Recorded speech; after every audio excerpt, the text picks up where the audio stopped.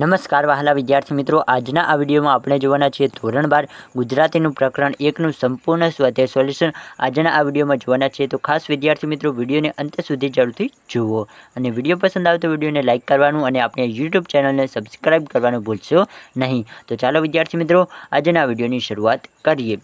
તો તેમાં તમે જોઈ શકો છો નીચેના પ્રશ્નોના એક એક વાક્યમાં ઉત્તર લખો। સૌપ્રથમ તમને એવા પ્રશ્નો જોવા મળશે જેમાં સૌપ્રથમ પ્રશ્ન એક છે કે સમગ્ર બ્રહ્માંડમાં કોણ વ્યાપેલું છે? તો કે શ્રી હરિ પરમાત્મા વ્યાપેલા છે।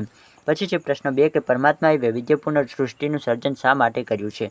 તો કે પોતાની રસવૃત્તિથી અનેક રસ લેવા માટે આ વૈવિધ્યપૂર્ણ સૃષ્ટિનું સર્જન કર્યું છે। અખિલ બ્રહ્માંડમાં કાવ્યમાં વેદ અને સ્મૃતિ શાસ્ત્રો શું છે?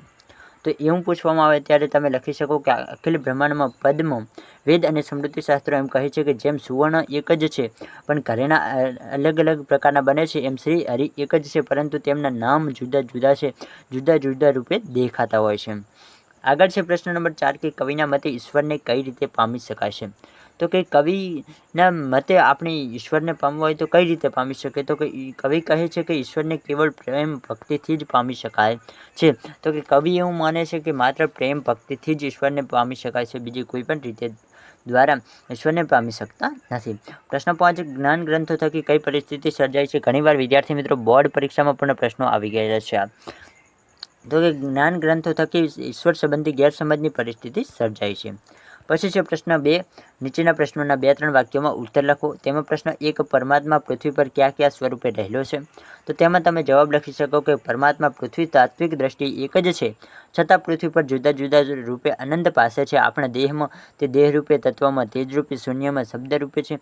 પૃથ્વી પર પવન, પાણી તેમજ ભૂમિ રૂપે અલગ અલગ દેખાતો પરમાત્મા એક જ તત્વ રૂપે વ્યાપી રહેલો છે।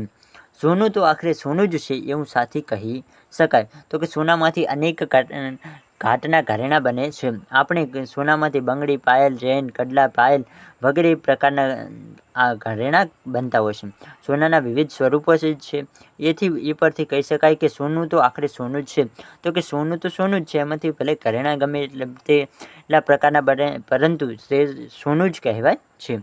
પછી છે પ્રશ્ન 3 કે બીજ અને વૃક્ષનું કાર્યકારણ સંબંધ સ્પષ્ટ કરો। તો કે કારણ વગર કાર્ય સંભવી શકે નહીં, તે જ રીતે બીજ એ કારણ છે કે વૃક્ષ એ કાર્ય છે।